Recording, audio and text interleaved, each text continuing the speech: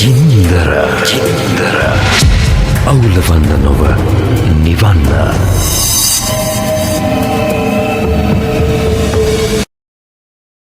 අපි ගණන් බලලා තියෙනවා එක පවුලක සහෝදරවරු 4 දෙනයි පුතු 4 දෙනෙක් විතර සහ එක මස්සිනා කෙනෙක් හොරකම් කරපු ප්‍රමාණය ලොකු ව්‍යාපෘති වලින් විතරක් පළවෙනි අවුරුදු 9 2006 මුල ඉඳලා 2014 අන්තිම වෙනකන් රුපියල්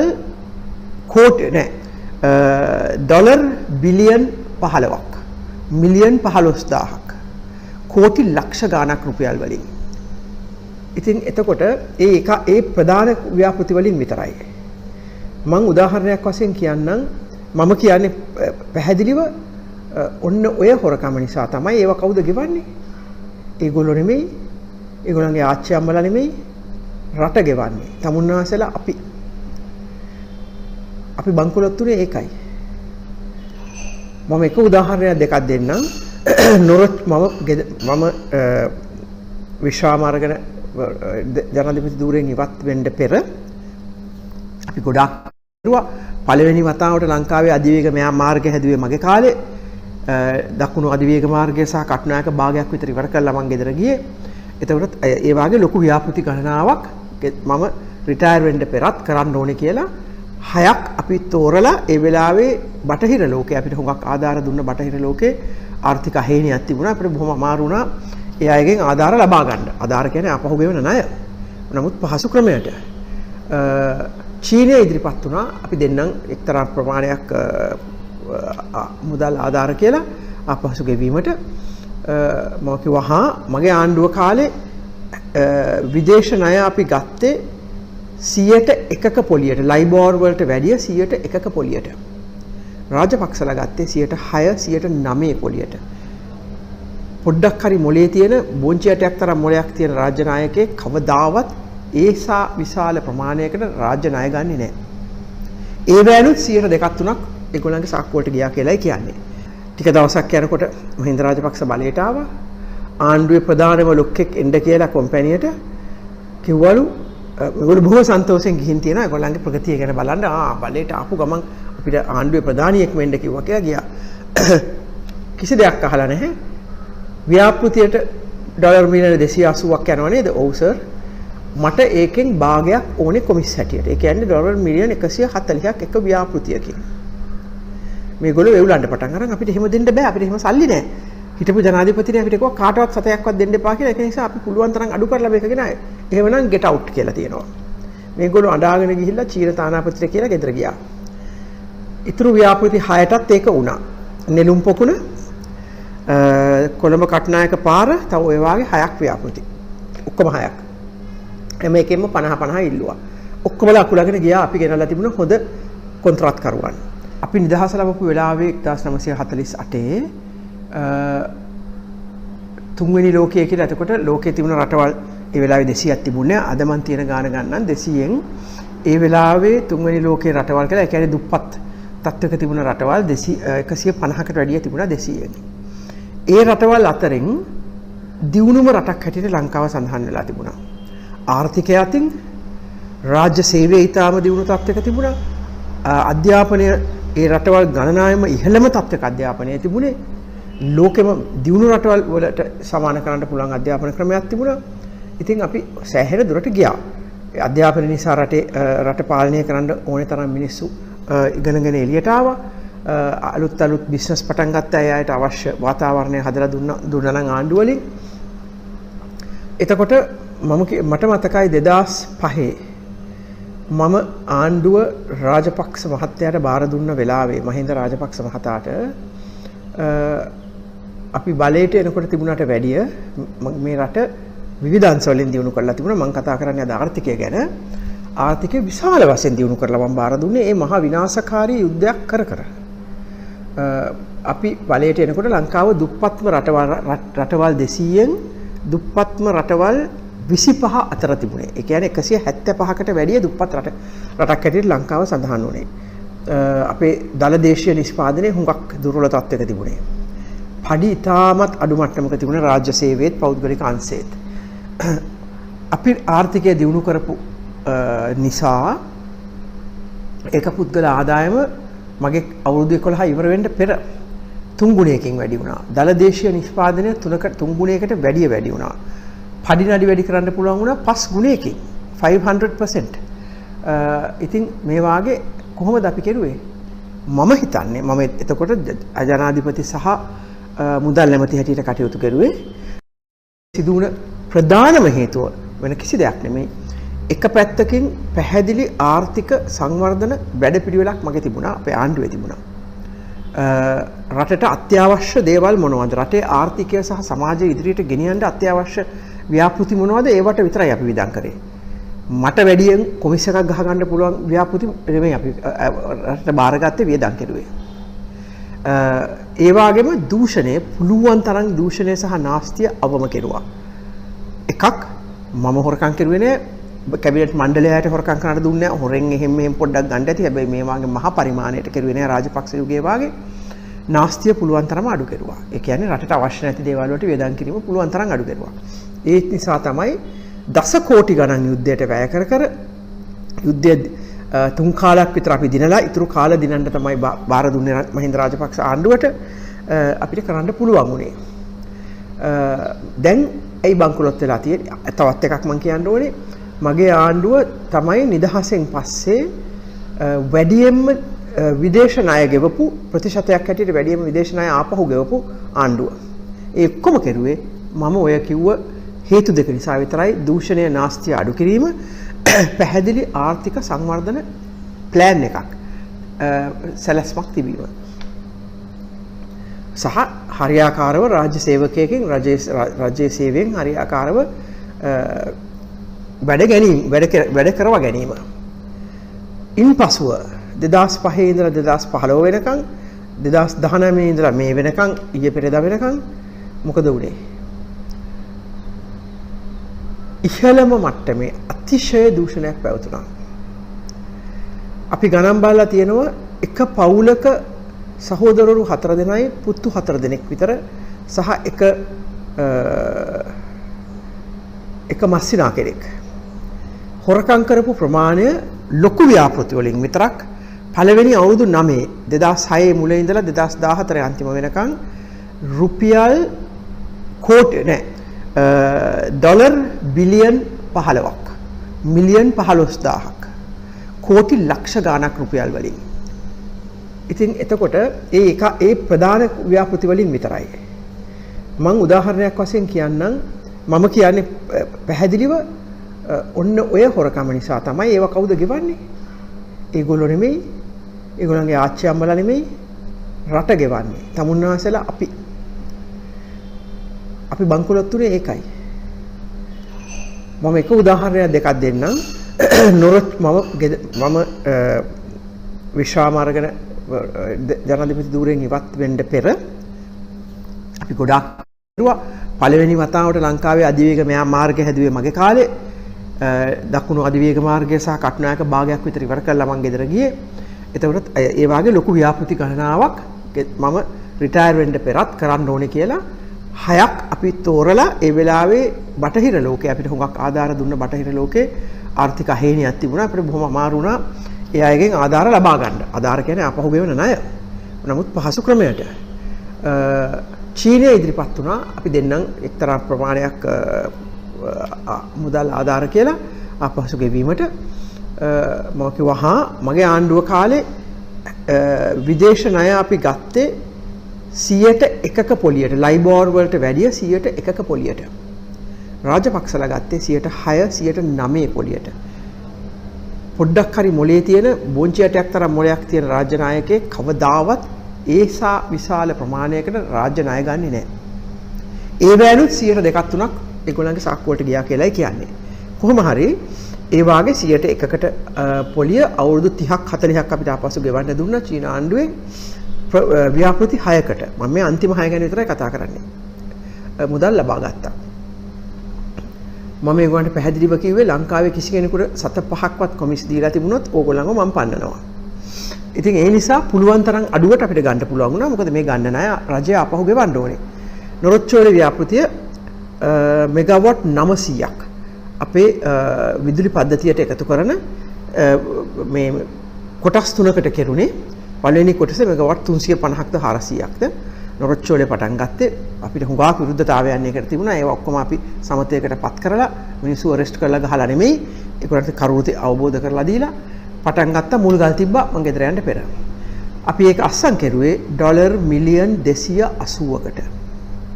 කතා කරලා පුළුවන් තරම් අඩු කරගෙන ටෙන්ඩර් කැඳවලා මට හිතුමත් ඒට නෙමෙයි එක්කෙනාගෙන ආයේ මට කොමිස් දෙන මිනිස්සු නෙමෙයි. චීනයේ ඒවකට තිබුණ ශක්තිමත්ම මෙවැනි විදුලි බලාගාර හදලා හොඳ අත්දැකීමක් තිබුණ කම්පැනියක්. වැඩ පටන් ගත්තා. ටික දවසක් යනකොට මහින්ද රාජපක්ෂ බලයට ආවා. ආණ්ඩුවේ ප්‍රධානම ලොක්ෙක් එන්න කියලා කම්පැනියට කිව්වලු ඒගොල්ලෝ බොහොම සන්තෝෂෙන් ගිහින් තියෙනවා. ඒගොල්ලන්ගේ ප්‍රගතිය ගැන බලන්න බලයට ආපු ගමන් අපිට ආණ්ඩුවේ ප්‍රධානියෙක් වෙන්න කිව්වා කියලා ගියා. කිසි දෙයක් අහලා නැහැ. ව්‍යාපෘතියට ඩොලර් මිලියන 280ක් යනවා නේද? ඔව් සර්. මට ඒකෙන් භාගයක් ඕනේ කොමිස් හැටියට. ඒ කියන්නේ ඩොලර් මිලියන 140ක් එක ව්‍යාපෘතියකින්. මේගොල්ලෝ වෙවුලන්න පටන් අරන් අපිට එහෙම දෙන්න බෑ. අපිට එහෙම සල්ලි නැහැ. හිටපු ජනාධිපතිනේ අපිට කිව්වා කාටවත් සතයක්වත් දෙන්න එපා කියලා. ඒක නිසා අපි පුළුවන් තරම් අඩු කරලා මේක ගෙනාවේ. එහෙමනම් get out කියලා තියෙනවා. මේගොල්ලෝ අඬාගෙන ගිහිල්ලා චීන තානාපතිට කියලා ගෙදර ගියා. ඉතුරු ව්‍යාපෘති 6ටත් ඒක වුණා. නෙළුම් පොකුණ කොළඹ කට්නායක පාර තව ඔය වගේ 6ක් ව්‍යාපෘති. ඔක්කොම 6ක්. හැම එකෙම 50 ඉල්ලුවා. ඔක්කොම ලකුලගෙන ගියා අපි ගෙනල්ලා තිබුණ හොඳ කොන්ත්‍රාත්කරුවන්. අවුරුදු දෙකක් ආපහු එන්න බෑ කිව්වා. පස්සේ මුදල් අමාත්‍යාංශ හිටපු ලේකම්ව ඇරියා ගිහිලා පින් සෙන්ඩ් වුණා චීනායට එන්න කියලා. ඒගොල්ලෝ කිව්වා බෑ. අපිට මහ කැත විදිහට සැලකුවේ අපි එන්නේ නැහැ. ඒ සැරේ සහෝදරයා ගිහිල්ලා අපි දන්නවනේ කවුද සහෝදරයා කියලා. සහෝදරයා ගිහිල්ලා පාරෙන් අහුලගෙන වාගේ නිකන් පොඩි චීන කට්ටියක් අරගෙන හොරෙන් කම්පැනියක් හදලා මෙහි ඇවිල්ලා මේක හැදුවා. ඒ කම්පැනියට කිසිම අත්දැකීමක් නැහැ, මුදල් නැහැ, කවදාවත් විදුලි බලාගාර කරලත් නැහැ. සමාවෙන්න. ඉතින් එතකොට කීයට දස්සන් කරුවේ? අපි 280ට ඩොලර් මිලියන් 280ට අස්සම් කරපු ව්‍යාපෘතිය 510ට අස්සම් කරුවේ. දෙගුණයක්. ඉතුරු සල්ලි ටිකට මොකද වුනේ? අරයාගේ සාක්කුවට 140ක් ගියා. ඉතුරු 90 ඩොලර් මිලියන් 90 ඒ කොන්ත්‍රාත් කරුවත් හිතන්නේ මේගොල්ලෝ හොරකම් කරනවා නම් අපි හොරකම් කරුවට කමක් නැහැනේ. ඒක මම සැකවින් හිතන්නේ. ඉතින් කොහොම හරි ආණ්ඩුව 280 වෙනුවට එක ව්‍යාපෘතියකට 510ක් ගෙව්වා. ඉතුරු ව්‍යාපෘති ටික ඔක්කොම එහෙමයි. මිත්‍රවරුනි ඔබ කියන්නේ ඔබ ආරම්භ කරපු නොරොච්චෝල ව්‍යාපෘතිය නෙවෙයි පස්සේ ක්‍රියාත්මකුනේ කියලා. ඒ ව්‍යාපෘතිය තමයි වෙන කොන්ත්‍රාත් කරුවෝ වගේක් එක්ක. වැඩි ගානකට. අතිශයින් අධික මුදලකට. ඒ වගේම පාරවල්. හරිය ආසයි රාජපක්ෂ ආණ්ඩු පාරවල් හදන්න. ඒවෙන් තමයි ලේසියම හොරකම් කරන්න පුළුවන් අහුවෙන්නේ නැතුව. ලංකාවේ පාරවල් හැදුවේ මට මතකයි එක්සත් ජාතික පක්ෂයේ മന്ത്രിවරයෙක් පාර්ලිමේන්තුවේ කරුණු ඉදිරිපත් කරුවා. ඇමරිකාව තමයි ලෝකෙම වැඩිම මිල ගණන් තියෙන පොහොසත්ම රටක් නිසා රට. එහි පාරක් හදන ගාන වාගේ 9 ගුණයකට ලංකාවේ පාරවල් හදලා තියෙන්නේ. හිතලා බලන්න මිත්‍රවරුනි. ඉහළ ඉඳලා පල්ලෙහාට මේක ගලාගෙන ගියා. ප්‍රාදේශීය සභාවේ රුපියල් ලක්ෂයකට හදන්න පුළුවන් පාරට ලක්ෂ 3යි 4යි. මේ වාගේ දස්ස කෝටි ගණන් කෝටි ලක්ෂ ගණන් පාරවල් වලට විතරක් හොරකම් කෙරුවා. ප්‍රධානිය එන්න කියලා ඉවරලා මට නම කියන්න පුළුවන් මහින්ද රාජපක්ෂ මැතිතුමා පළාත් සභා ප්‍රාදේශ සභා മന്ത്രിවරු එන්න කියලා අදත් ඒගොල්ලෝ කියනවා දැන් බය නැතුව කතා කරන නිසා අරගලයට පින් සිද්ධ වෙන්න ඒගොල්ලෝ එන්න කියලා කියනවලු සාකච්ඡා කරලා සංවර්ධන කටයුතු ගැන යන්න ඕනේ මෙන්න කියලා මේ තමුසලාගේ 120 කොමිස් එක අමතක කරන්න එපා. ඇයි ඉහළ ආයත ගන්න බෑනේ පහළ ආය ගත්තේ නැත්තම් කෑ ගහනවනේ. ඒගොල්ලෝ අවංකව හිටියන අපේ කාලේ පුළුවන් තරම් එක් හරි හොරකම් කරුවා නම් හොයලා අස් කරලා බඩලා රොෙක් දේවල් කරනවා. මෙතන හොරකම් කරන්න කියලා ගුගන්නනවා. කැබිනට් මණ්ඩලයට කිව්වා. ඕනේ තරම් හොරකම් කරන්න අහුවෙන්න විතරක් එපා. අර අම්මන්ඩි වාගේ මං ඇඟිලි ගහන්න එන්නේ නැහැ. අර අම්මන්ඩි කවුද මම? ඉතින් මේ වාගේ මේ ආණ්ඩුව හොරකම් කරුවේ. මේ නිසා තමයි මිත්‍රවරුනි රට අන්ත බංකොලොත් භාවයට පත් වෙලා තියෙන්නේ. අපිට ලැජ්ජයි. ලෝකයට අපි යන පොල් කට්ට අරගෙන හිඟා කකා. හිතන්න බැරි රටවල් වලට යන්නේ අපෙන් මුදල් ඉල්ලපු රටවල් වලට මගේ ආණ්ඩුව කාලේ දැන් අපි ගිහිල්ලා හිඟා කනවා ඩොලර් මිලියන් ගණන්. ඉතින් මේ හොරකම අපි පැහැදිලිව හිතා ගන්න ඕනේ. මට තව හුඟක් උදාහරණ දෙන්න පුළුවන්. එයා ලංකාව. එයා ලංකායක මම රට බාර දෙනකොට මහින්ද රාජපක්ෂට අවුරුදු 10ක් එක දිගට ලාභයට දීුවා එක අවුරුද්දක් කැරෙන්න. ඒ LTT එක මේ එයාපෝට් එකට බෝම්බ ගහලා අපේ තිබුණ එයාප්ලේන් 6ක්ම විනාශ කරපු වෙලාවේ. ඒ අවුරුද්ද විතරයි. ඊට පස්සේ ඊතුරු අවුරුදු 9ම අපි පැහැදිලිව ලාභයට දීුවා. ගත්ත මස්සිනාට දුන්නා නෝනාගේ මල්ලිට අවුරුදු 4ක් යනකොට ඩොලර් නෙමෙයි රුපියල් බිලියන් 9ක් පාඩු කෙරුවා අවුරුදු 4ක් යනකොට. කොහෙද මේවා ගියේ? මං කියන්න ඕනේ නෑ. මේ වාගේ මට තව උදාහරණ 100ක් විතර දෙන්න පුළුවන්. ඔබේ වෙලාව නාස්ති කරන්නේ නෑ. අවශ්‍ය නම් අපි පස්සේ ලිඛිතව දෙන්නම්. දැන් මේකට අපි මොකද්ද කළ යුත්තේ? මගේ කාලේ අපි විවිධ ක්‍රම සහ විදි ගෙනාවා. මොකද වැඩියෙන්ම හොරකම් සිදු වෙන්නේ ටෙන්ඩර් වලින්. ටෙන්ඩර් කන්ට්‍රෝල් කරන්න හරියාකාරව ක්‍රියාත්මක කරවන්න ගෙනාවා අපි විවිධ වැඩපිළිවෙළවල්. ඒවා ගැන අපි ළඟදිම කියන්නම්. අපි රටට රට ගොඩනගන වැඩපිළිවෙලක් ළඟදී ඉදිරිපත් කරනවා. එක පැත්තකින් ටෙන්ඩර් පටිපාටියක් අපි හැදුවා. කවදාවත් තිබුණේ නැහැ. ටෙන්ඩර් ගයිඩ්ලයින්ස් කියලා මම හැදුවා. මගේ මුදල් අමාත්‍යාංශයේ නිලධාරියෙක් ළඟ තියාගෙන හදලා අපි ඒක ඔක්කොම අමාත්‍යාංශ වලට නිකුත් කෙරුවා. මෙතනින් පිට කිසිම ටෙන්ඩර් එකක් කරන්න බෑ කියලා. ලේකම්ලා ඒකට වගකීම දරන්න ඕනේ කියලා අමාත්‍යාංශ වල ලේකම්ලා. ඒ වගේම පොඩ්ඩක් හරි වැරද්දක් වුණා කියන මට ආරංචි වුණොත් මම ඒ ලියකියවිලි ගෙන්නගෙන බලලා පහුවදාම ටෙන්ඩර් එක කැන්සල් කරනවා. ඒක ඉහළින් එන්න ඕනේ. හැබැයි ඉතින් මම හොරකම් කරන්න පටන් ගත්තා නම් රාජ්‍ය නායකයා හොරකම් කරනවා නම් ඉතින් ආයෙ කරන්න දෙයක් නැහැ. එහෙම නැත්නම් රාජ්‍ය නායකයා හොරකම් නොකර යාගේ වටේට ඉන්න අයට හොරකම් කරන්න දීලා මටත් කොටසක් ඕකෙන් දීපල්ලා කිව්වොත් ඒත් ඒකම තමයි. එහෙමත් වුණා සමහර ආණ්ඩු වලින්. ඉතින් මිත්‍රවරුනි මේකට තියෙන්නේ පැහැදිලි ගයිඩ්ලයින්ස් තියෙන්න ඕනේ. මේ ආණ්ඩුව මේ වාගේ යම් කිසි දෙයක් රජයට මිල දීලා ගන්නකොට කොහොමද ක්‍රියාත්මක කරන්න කියලා ඒක බොහෝම පැහැදිලිව ක්‍රියාත්මක කරවන්න ඕනේ. ස්ට්‍රික්ට්ලි ඒක අනුගමනය කරන්න ඕනේ. නැත්තම් ඒ අයවට දඬුවම් දෙන්න ඕනේ. වහාම ඇමතිවරු ඇතුළු හැම කෙනාටම ඊළඟට ඒ වගේම නීති රීති තවත් තද කරන්න ඕනේ. දැන් ඇන්ටි කරප්ෂන් කමිෂන් එකට තියෙන නීති රීති හොඳටම ඇති. හැබැයි ඒව හරියට ඒගොල්ලන්ගේ බලතල ඇති. නමුත් තව නීති රීති හදන්න ඕනේ ටෙන්ඩර් වැනි දේවල් වලට. ඊට පස්සේ වැරද්දක් කෙරුවා නම් පක්ෂයේ ව්‍යවස්ථාවේ ඉඳලම රටේ ව්‍යවස්ථාවට යන්න ඕනේ. ඒ පක්ෂයේ ඇමති කෙනෙක් හෝ නියෝජ්‍ය ඇමති කෙනෙක් හෝ කවුරු හරි හොරකමක් කෙරුවා කියලා සැකයක් හරි තියෙනවා නම් නිකම් මේක එක්කෙනා කියන බොරු නෙමෙයි. කරුණු සහිත සැකයක් මතුවලා තියෙනවා නම් එයාගේ තරතුරෙන් දවස් පැය 24ක් ඇතුළත ඉල්ලාස් වෙන්න ඕනේ. බලන්නකෝ ඉංගලන්තේ. දවස් 45න් අගමැති ඉල්ලාස් වුණා. එයා හොරකම් කළා නෙමෙයි. එයා ගෙනාපු බජට් එක වැරදි කියලා. ඒක රට හානි වෙනවා කියලා. ඊට ඉස්සෙල්ලා හිටපු අගමැති කොවිඩ් ලොක්ඩවුන් කාලේ පාටි දැම්මා කියලා අස් වෙන්න වුණා. තව ඒ වගේ වැඩි ගොඩක් කරලා තිබුණා ගණනාවක්. අපේ කොහොමද? රටම හොරකම් කළා තවමත් බලේ ඉන්නවා.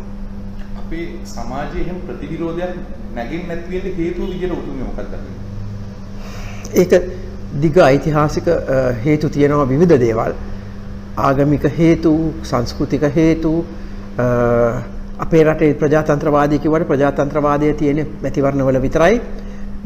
මැතිවරණය පවත්වලා වෙලාවට හරි ටික පරක් වෙලා හරි මිනිස්සු පත් කරගන්නවා පාර්ලිමේන්තුවට. හැබැයි එතනින් එහාට කිසිම ප්‍රජාතන්ත්‍රවාදයක් නැත. ඉතින් එතකොට රාජ්‍ය සේවයට කිසිම නිදහසක් නැහැ. පොලිසියට නැහැ. අධිකරණයට නැහැ. ප්‍රජාතන්ත්‍රවාදය තුළ ඒ ප්‍රධාන ආයතන තුළ සම්පූර්ණ නිදහස තියෙන්න ඕනේ. ඉතින් එතකොට ඒක ප්‍රජාතන්ත්‍රවාදී නෑ. කවුරු හරි වැරද්දක් කරුවොත් නීතිය ක්‍රියාත්මක වෙන්න ඕනේ. මොන නීතියද?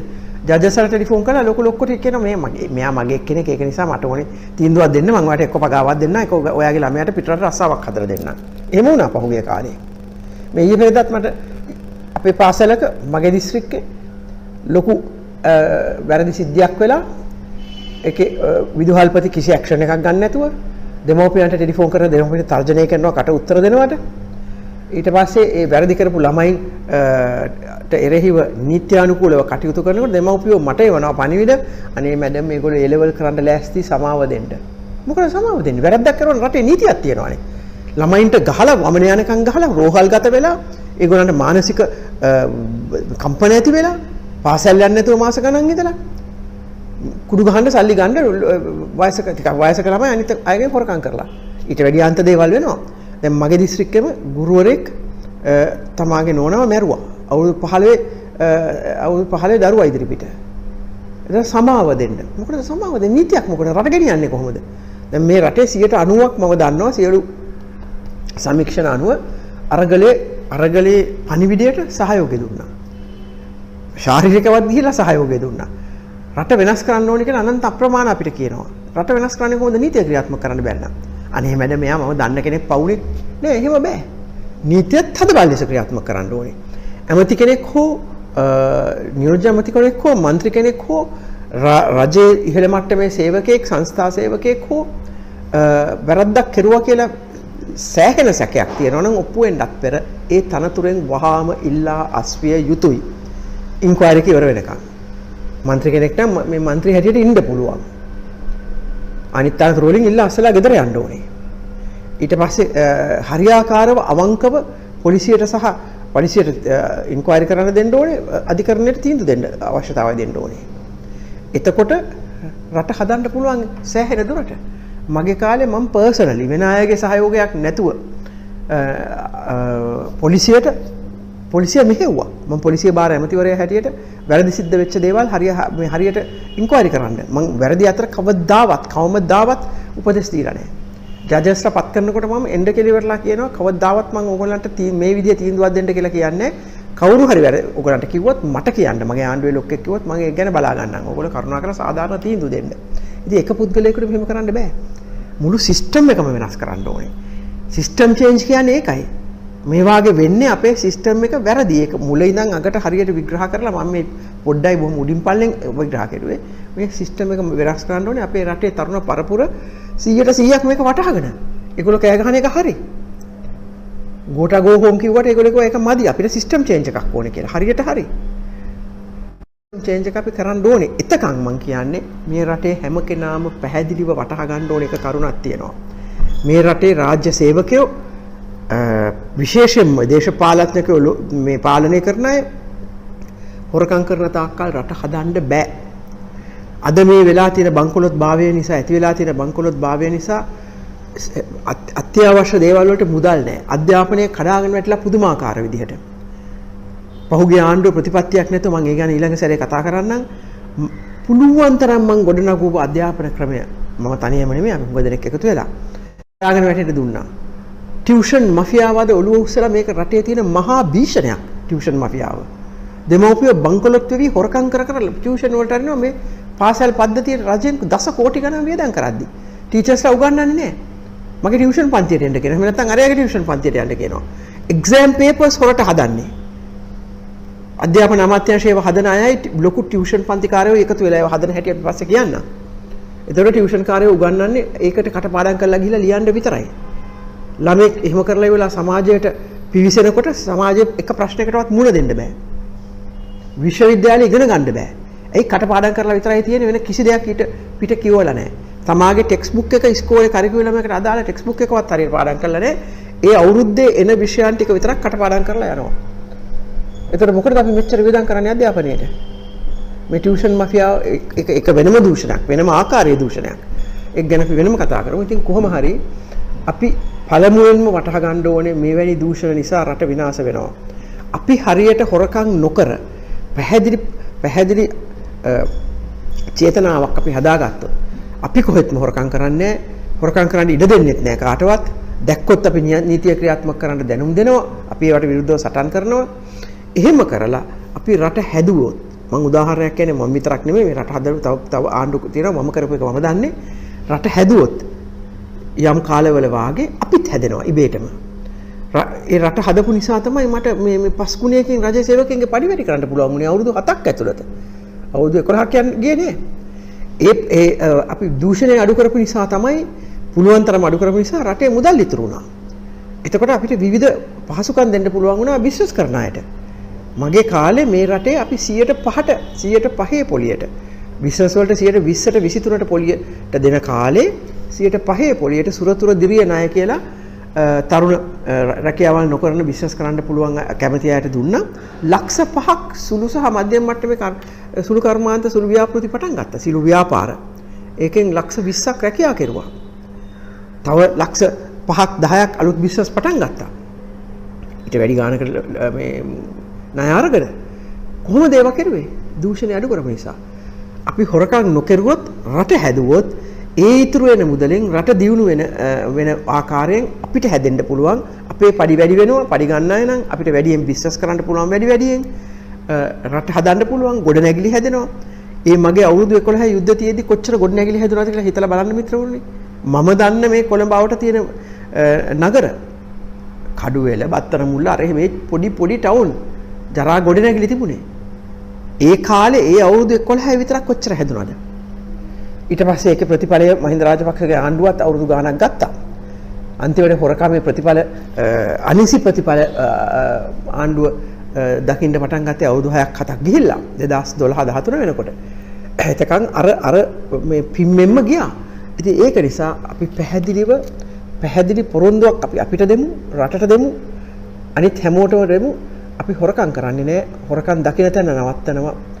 ඒ තුලින් අපි රට හදලා පොදුවේ සාමූහික ඒ හැදෙන රට තුලින් අපි හැදෙමු.